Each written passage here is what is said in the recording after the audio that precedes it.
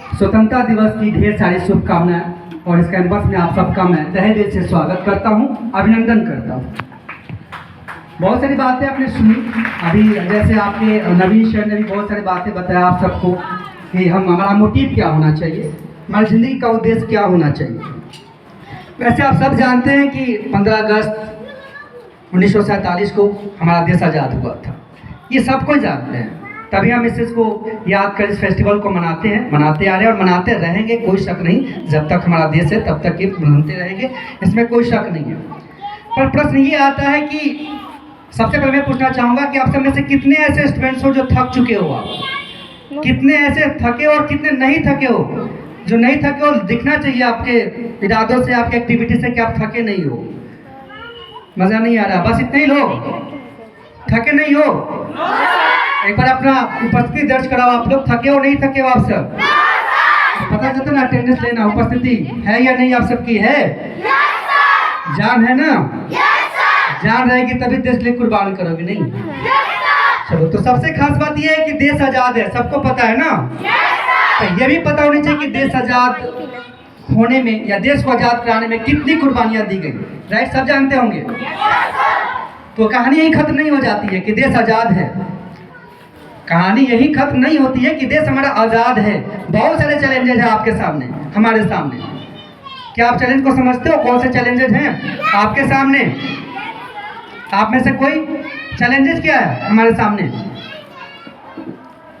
आप इसमें थिंक करना, सोचना एक बार कि यह देश हमारा आज़ाद है। आज़ाद देश में भी कौन कौन से चैलेंजेज हैं, कौन कौन समस्याएं हैं जो आपको सही मायने में महसूस कराती है कि आज़ाद देश में रहते हो भी आप आज़ाद नहीं हो।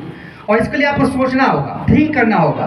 प्रश्न ये आता है कि आपकी उम्र तो अभी 12 साल है, 13 साल है, आप लोग अभी हाई स्कूल के बच्चे हो, तो क्या हम जज कर पाएंगे, सोच कर पाएंगे, सोच पाते हैं, नहीं सोच पाते?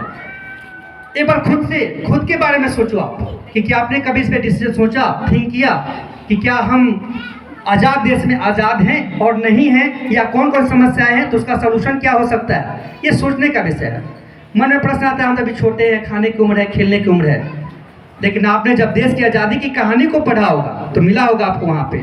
खुदीराम बोस का नाम सुना होगा, आप सबने सुना होगा शायद। Yes, sir. आपने सुना होगा भगत सिंह का नाम। Yes, sir. आज़ाद साहब का नाम सुना होगा आपने। उनके उम्र को याद कीजिए कि किस उम्र में उन्होंने कौन सा कारनामा कर दिखाया था। हम सब तो बहुत आगे निकल चुके उस उम्र से। मैं अपनी बात करूँ तो हमने कुछ नहीं किया, हमने कुछ नहीं किया उनकी कंपेरिजन में देखा जाए तो। हमारा जमीन पे आना देखा जाए, कुछ वजूद ही नहीं बचा हमारा यदि उनसे कंपेरिजन करके देखी जाए। और अभी कब, जब देश गुलाम था, हालात वैसे थे जहाँ पे कुछ भी उपलब्ध नहीं था, जीना मुश्किल था, घर से बाहर निकलना मुश्किल था, कुछ बोलना मुश्किल था।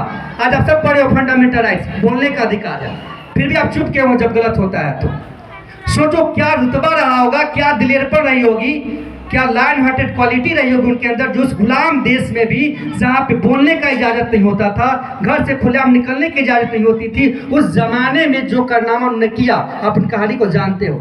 और आज हम जो कर रहे हैं, क्या फ़र्क है? पर थिंक करो आप सब।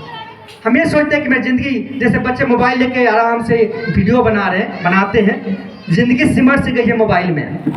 आज देश गुलाम होता है तो शायद मैं उम्मीद करता हूँ कि मोबाइल पे देश को आज़ाद कर देते हैं हम लोग। मेरी बात सुन रहे हो आप सब? शायद मोबाइल पे ही देश को आज़ाद करते हैं, मैसेज कर करके कि देश आज़ाद हो गया घर बैठे। मैं उम्मीद करता हूँ कि गलत दिशा है हमारी। आप अपने आप को मजबूत करो उस लेवल पे जहाँ पे तुम्हारा मेंटल और फिजिकल आपको मजबूती मिलती हो। आप उस चीज़ को अपने लाइफ में उतारने का प्रयास करें। मैंने ये कहा कि क्या आप में से कितने ऐसे हो जो आप में से बैठे हो यहाँ पे, खासकर 6, 7, 8, 9 के बच्चों से मैं बात करना चाहता हूँ, जिनमें दिलेरपन हो, जिगर है जो भगत सिंह, सुभाष चंद्र बोस में थी। है या आप में से कोई ऐसा जिसमें एक क्वालिटी हो कि उन्होंने जो किया, हमारे अंदर भी वक्त आया तो मैं ऐसा करके दिखा दूंगा? आप में से हो कोई? और हाथ पास 1 से 2 उठ रहे हैं, वो दिल से उठना चाहिए। सच में वक्त है तो जान दे सकते हो ऐसे ही बोलने के लिए। कभी आपके सामने कुछ गलत हुआ है, आपके समाज में, आपके आसपास में कहीं भी?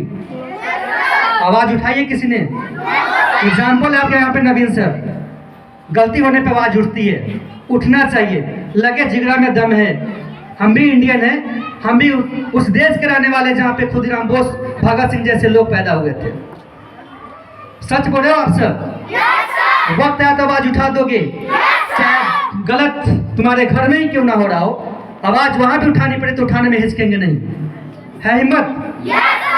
घर में विरोध कर सकते हैं गलत का, अपने अगल बगल पड़ोस में, सोसाइटी में, देश में, राज्य में, कहीं भी लगा कि यहाँ पे गलत हो रहा है, किसी के राइट्स का हनन हो रहा है, किसी का अन्याय हो रहा है, अत्याचार हो रहा है, बिल्कुल खड़े होंगे। हमारा अपना पड़ा कोई मतलब नहीं रखता वहां पे। है हौसला? यदि हौसला है तो मैं उम्मीद करता हूं कि फिर देश का जो पिल्लर है, जो देश का जो मीनार जो बनने जा रहा है, वो कमजोर नहीं होगा। यदि आप ऐसा मानते हो तो, आप में ये क्वालिटी है तो, ये सोच है तो यदि सोच है अच्छी बात है, सोच को बनाए रखने की जरूरत है, और वक्त है तो उसको दिखाने की जरूरत है। और सोच नहीं है तो कोशिश करो सोच को पैदा करनी है। नहीं है तो यहाँ पे आए हो, जिस माहौल में आप पढ़ रहे हो, बढ़ रहे हो, नो डाउट अभी नबी सर ने आपका वो जिगर होना चाहिए, यहाँ से क्रिएट हो सकता है, क्योंकि आप बच्चे हो। बनाने की जिम्मेदारी किसकी है? आपके टीचर्स की है। और टीचर से भी गुजारिश करूंगा कि बच्चों में हौसला भरे। केवल किताबी कीड़ा बना देने से सब कुछ नहीं होने जा रहा है। आपको पता होना चाहिए सुभाष चंद्र बोस आईएएस समझते हैं आप सब ना? आईएएस की परीक्षा को पास किया था, फिर भी ठोकर मार दी, नहीं बनना मुझे कलेक्टर, देश की सेवा करनी है।